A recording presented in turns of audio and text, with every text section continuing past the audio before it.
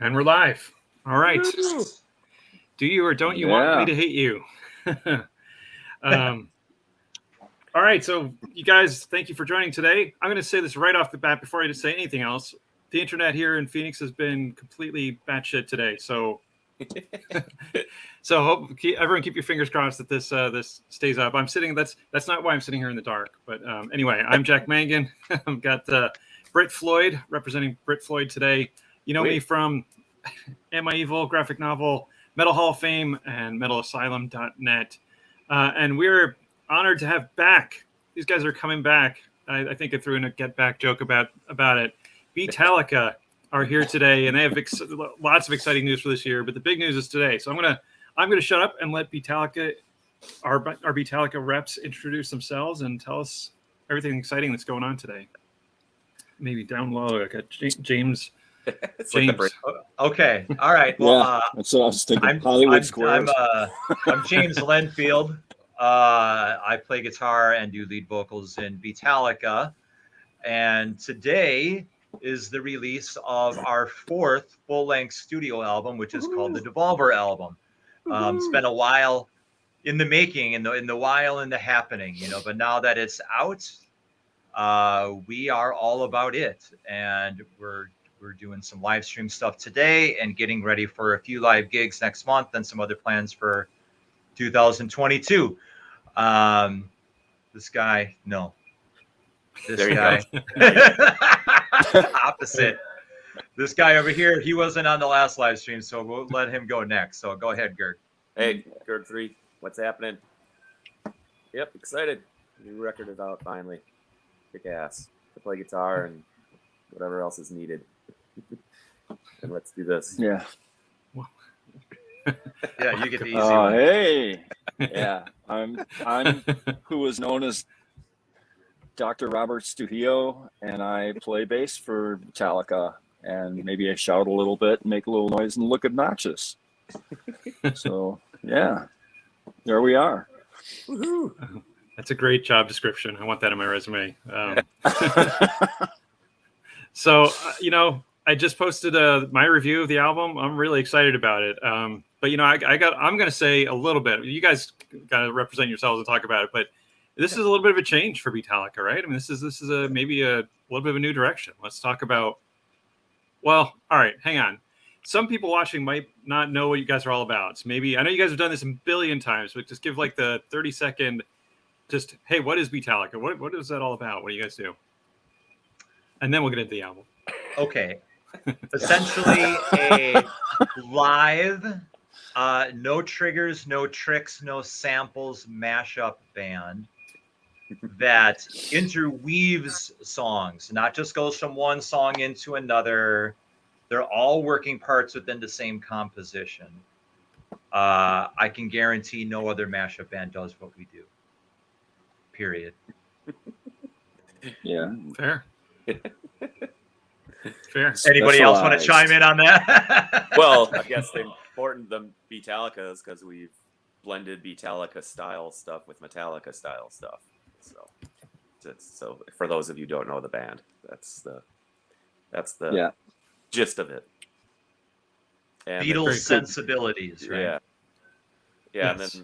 and then the kind of change of direction for this record is we're focusing, as we're writing, it just became apparent that it's more Metallica leaning and more old school metal and rock, but keeping like the Beatles production things rather than Beatles riffs and things like that, which we don't do any on this record. But I produced the record as well, so I wanted to bring out some of the production sensibilities of the Beatles, incorporating strings and piano and things that have never been on a Beatallica record, and it's pretty diverse record, but it's heavy, but there's crossover stuff that could easily go kind of poppy in a way, in a metal way, but yeah. So that's kind of the difference of this record, whereas the other ones were definitely dipping in the Beatle canon, to write songs and whatnot. So, and it's just the way the things came out, as we're writing, and then Also, there's a couple just completely original songs, which is a first for the Beatles, which have nothing to do with Metallica or whatever. They're just heavy kick-ass tunes. So, yeah, we're excited. It's awesome. Yeah. Yeah.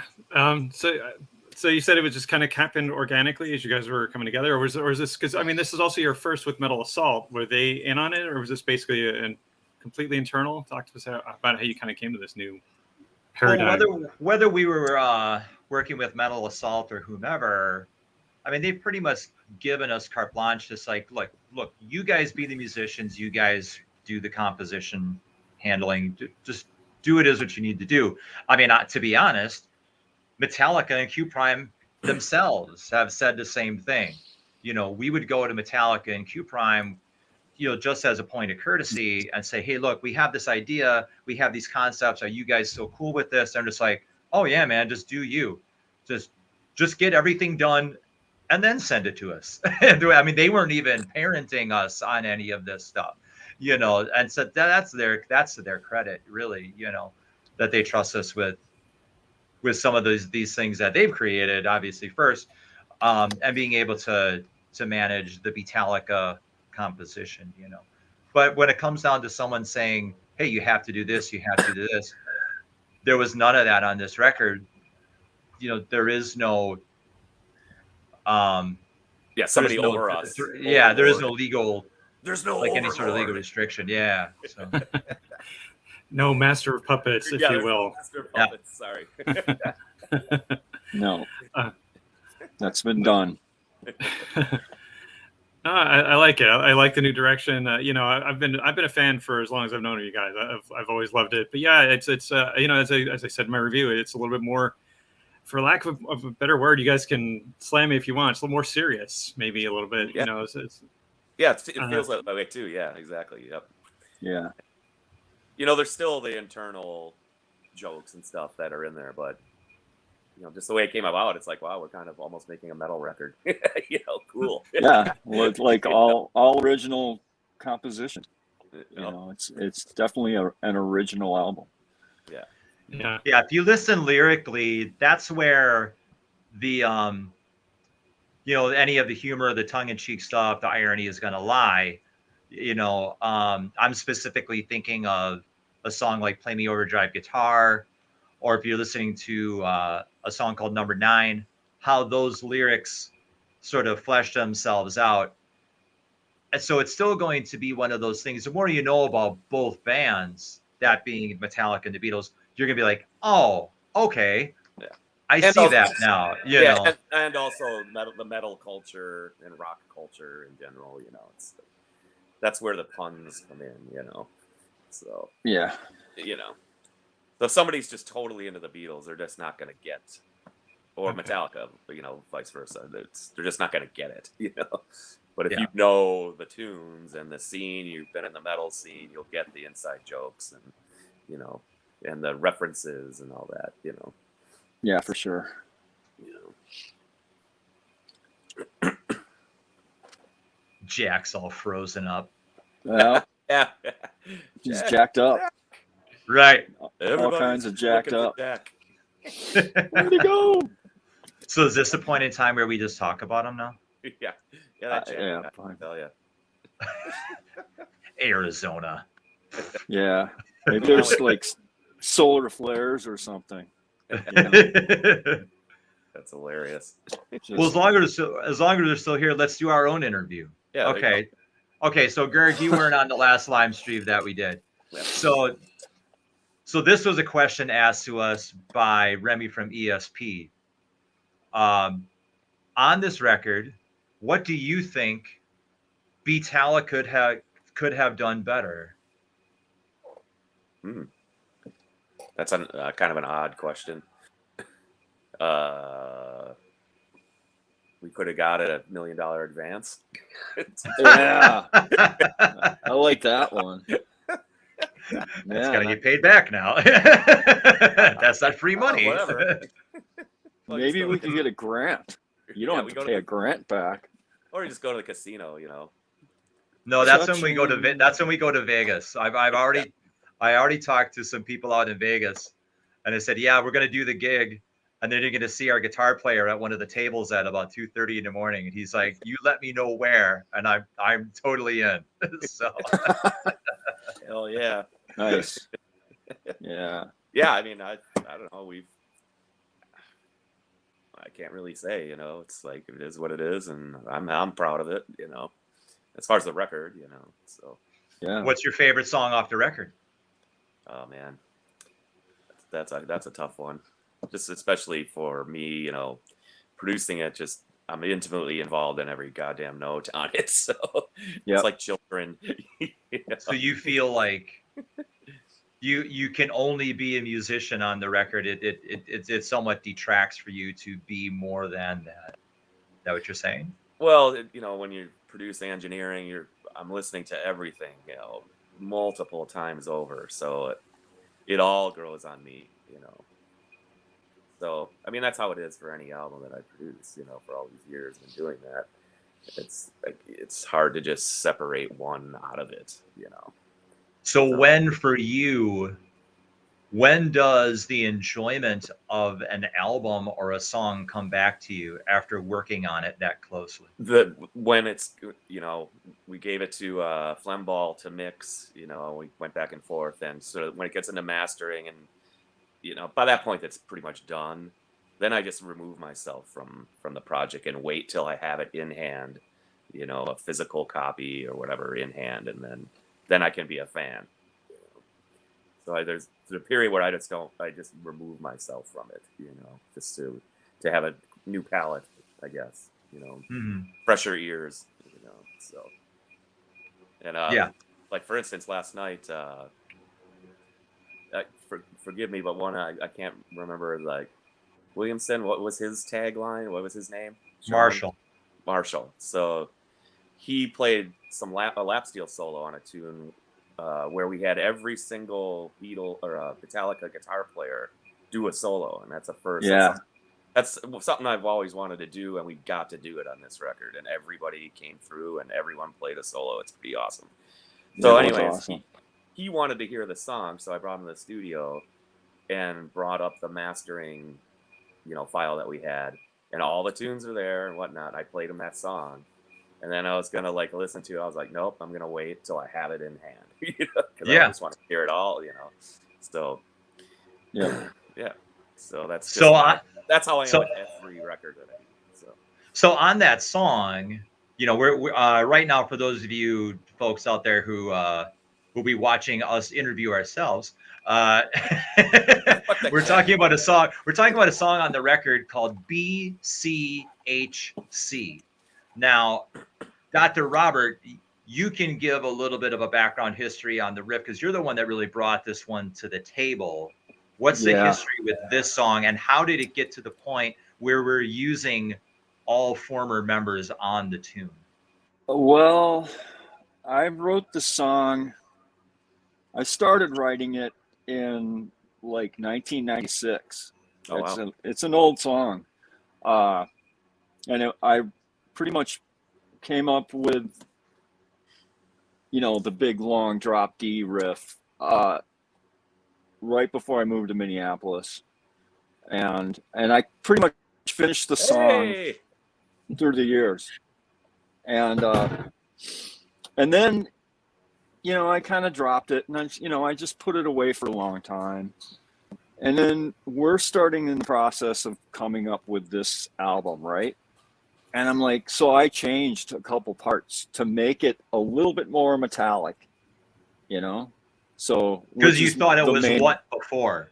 What did you think it was before? It was way more King's X-y.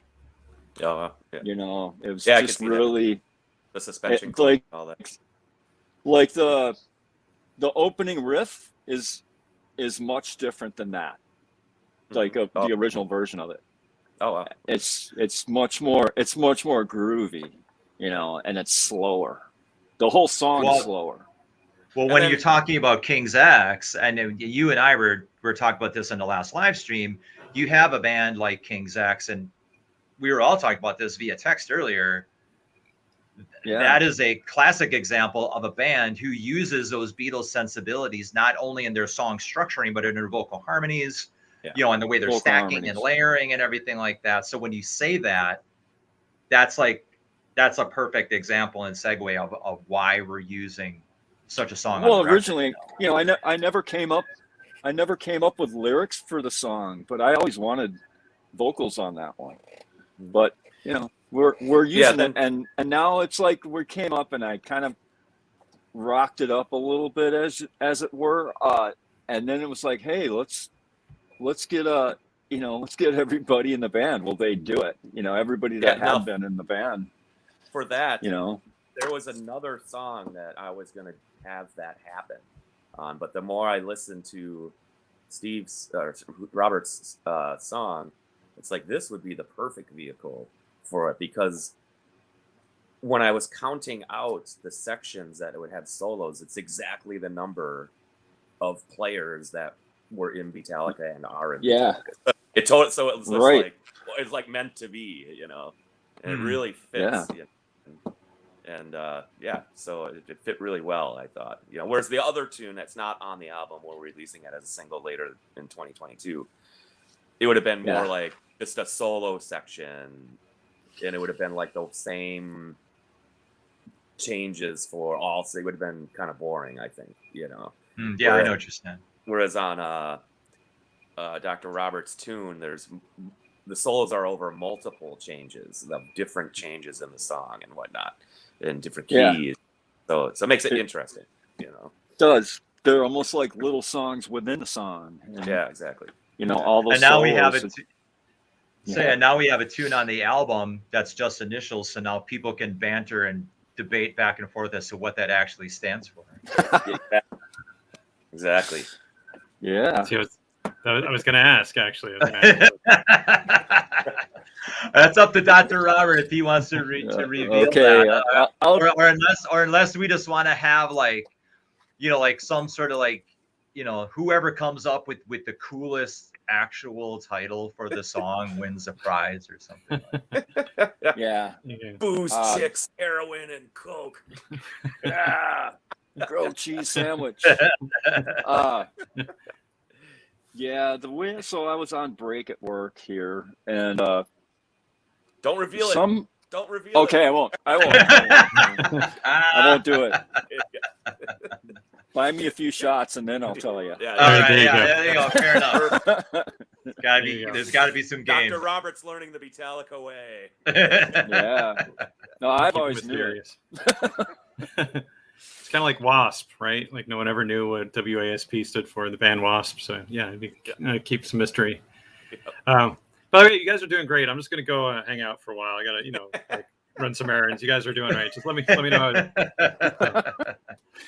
No, I apologize. Freaking internet in Phoenix is. But yeah, no, I appreciate you guys. Hopefully, you guys didn't talk shit about me when I was gone. But I appreciate you guys. Oh, okay. Well, I mean, I don't need to take back over. You guys had a full head of steam. You guys were talking about some good stuff. So yeah, I mean, if you guys had something else. All right, hang on. All right, well, maybe you guys already answered this. Let me see. All right, well, you might have just answered this. One of the things I wanted to get to was because this is such a, I mean, it seems to me as a listener that it's maybe even a more personal album for each of you guys. So I wanted to know what your personal favorite moments and proudest moments, not even songs, although you can go there, but personal favorite moments on the record are. Well, what we were just talking about for me, it's like having every guitarist and Cliff on bass do solos on a song was something I've always wanted since I've joined the band 12 years ago or what it was. I always thought it'd be really cool to have that because that's totally unique. How many bands go have a revolving door of players and they're not all on, you know what I mean? It's like, I can't think of any band that's ever done that, because by the time somebody leaves a band, they all hate each other or something. Yeah. They're not coming back, So yeah, everybody's on good terms pretty much as far as I know. Yeah. Everybody wait till you drop off the live stream, Steve. All right. Then the truth comes out. Right. So I'll find out about it somehow. It's a favorite moment and like concept for me. I can't, like I was just saying, I can't say this is my favorite song because producing it, I'm so intimately involved in every note that they're all my children. You know what I mean? It's like, Yeah. but as far as like a moment and a concept, I mean that's unique and it's cool and it happened and I've always wanted it to happen and finally it did.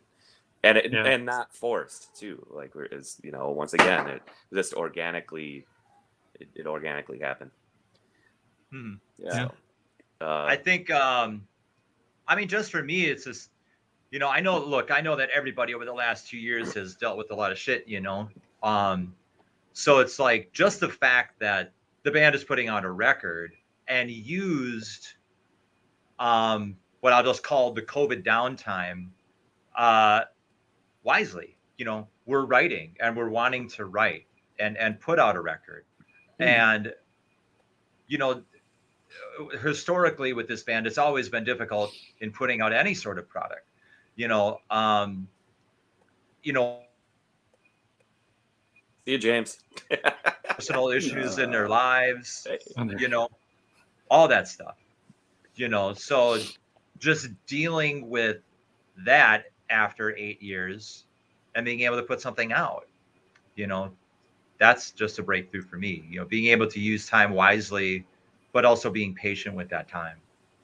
Mm-hmm. No, good answers. Yeah. Dr. Robert, favorite moment or favorite? I think my favorite moments were actually just being there working on the recording. Yeah, it's always it was one of the most relaxed recording that I've been involved with. It was like the best time, and I just kind of, when I got there, I just let everything loose and just kind of went with it. And this album wasn't a rushed album. Yeah. We thought hard about what we were going to do, and we also let some things just kind of simmer and wait for it to till we get into the studio and finish it. Like song number efficient. 9. Yeah. It was really efficiently run, but we did it really smart, and I'm super happy with it. I mean, I think the whole album is a great moment for me. Yeah, exactly. Just every time we got together to jam out some of the songs while we were coming up with them, and it was it's funny. Pure pride. Weber, Harold Weber, who does our video stuff and is an Uber fan. He was texting me last night and he's listening to the record because he got an advance copy, and he's like, "Oh, my favorite song is this," and then he's listening, he's texting me, asking me questions like, "Who's playing what?" Blah blah blah. And he's like, "Wait a second, this is my favorite song." He like changed his. He did that to me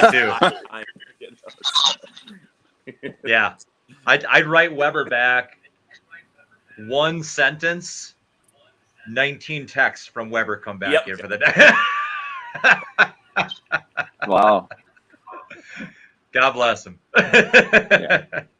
I love this up here, Jack and Jack again. Right. Yeah. Who's Jack again? I don't know. It's the little boxes that were. That's my doppelganger. That's my doppelganger. In case I drop out, because I am dropping out. Yeah. Hey, there he is. Wow, that's a terrible freeze. Oh my gosh. All right. Anyway, you look pale. You look pale. Yeah, I apologize to you guys for this. Hopefully, you guys are welcome back anytime. We should do this right in the future when we're not having all these technical issues. Yeah, that's cool. Are you guys planning to tour? Yeah, all that's in the works. Right now, 2022. We have what's the show coming up, James?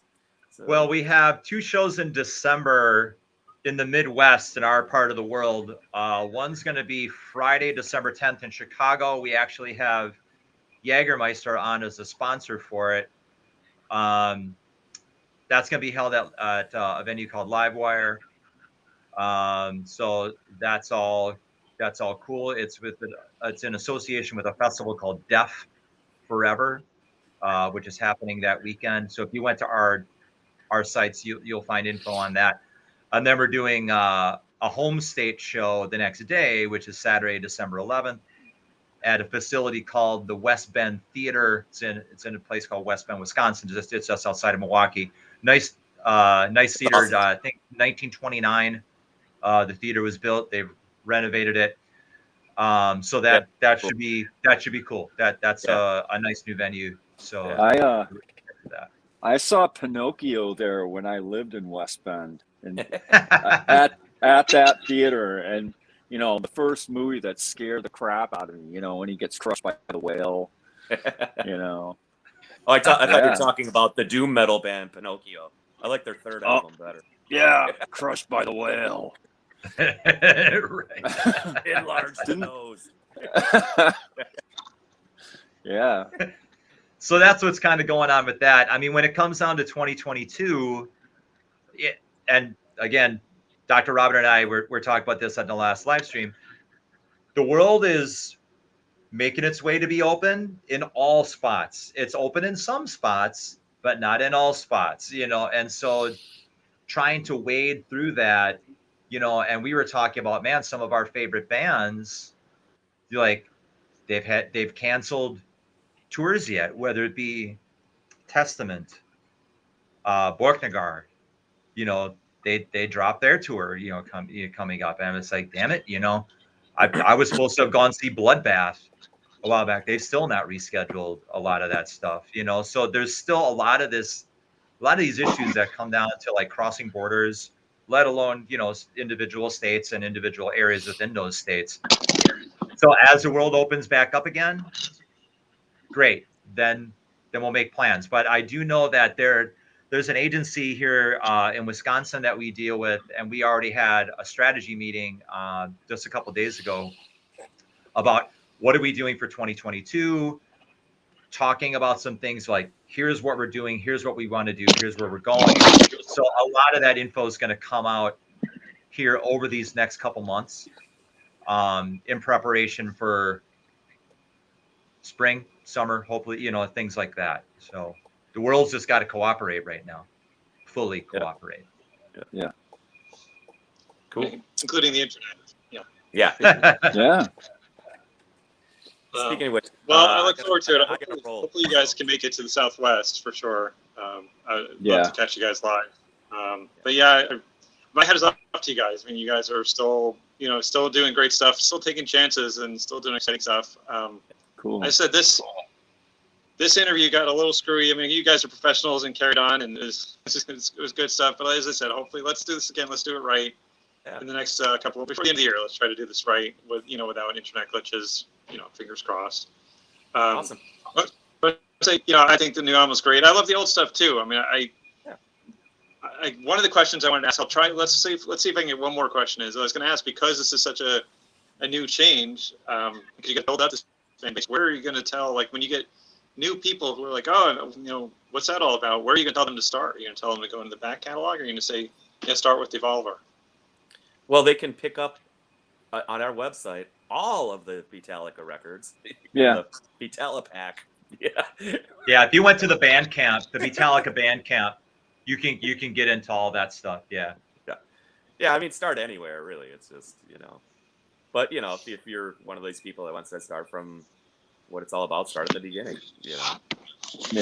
and then go chronologically and see the evolution of it. I think if you're someone that wants stuff that's a little raw, more comedy, then maybe you start at the beginning. If you want something that's like how you're saying, Jack, okay, if it's more serious and you want something that's a little more intricate, okay, well, you can start with Devolver, sure. I mean, there's gonna be hidden messages, not ELO, fire on high type of thing, but I mean, but there's gonna be hidden sorts of like little Easter eggs within each album. Yeah. And each song. It's up to the discretion of the listener and how clever that. Oh, we lost James. I was going to to hear that now. I see this now. Oh, okay, now I got it. It's like seeing that movie after the fourth time, and you're like, oh, holy shit, I didn't see that the first time I saw that movie, you know. But I love doing that. Now it's like you listen to like this, it's like, okay, I know enough about this thing so I understand this lyrical phrase, or I know enough about this song so I understand this musical passage and what's been done. The listener has to have some sort of astuteness in their head, you know, no matter what album you're listening to. Yeah. Or you could just start with the Christmas EP. That time of year. We got 2 left. Yeah. Because that was fun. And actually, now that actually is there's an original song on that one. That's the There first is time one. we did that. There's 2 original songs on that one. Yeah, but one that's not, you know, it's more, we just wrote an original song to be a heavy tune. It wasn't any references, you know. So that actually is kind of the entry point to this record. You know, that, you know, we broke the ice on that Christmas EP. Hey, let's throw in a totally original song that has nothing to do with Beatles or Metallica, but it's just metal and heavy and fun, you know. Yep. You know, whereas the other tunes on that EP, they're Beatallica funny stuff, you know. So anyways, I'm about to dive, and I got to get rolling to go back to the studio and rock and work. Right on, good. Jack. All right, thanks, Gerg. Yeah, I appreciate it. Yeah, and as I said, I think we can probably wrap again because this has been challenging. You know, mainly because of the host and his internet, not because of the guests. But you say you guys rock. I appreciate it. Best of luck to Beatallica going forward. And yeah, thank you guys so much. As I said, we'll come back. Everyone should check out Devolver and keep an eye on Beatallica. And I don't know, you guys take us out with the last words of wisdom. James Bros. Be well, my friends. Rock Live out. long and prosper and rock the fuck out. And go to Beatallica.org for all of the Beatallica info and shows and merch and etc. Yeah. And Beatallica.bandcamp.com will have the record, new merch, bundle packs. That is right now a really, really good way to get your hands on the record. Going to the Bandcamp. Yep. Awesome. All right, guys. Yeah. I'm out. All right. Thanks, Take care, man. Thanks, Beatallica bangers. Yeah, Rock on, thank you. dudes. Thank you. All right. Rocking. Peace out. See ya. I'm out. All right. Yeah, thanks, guys. Yeah, thanks. Yeah.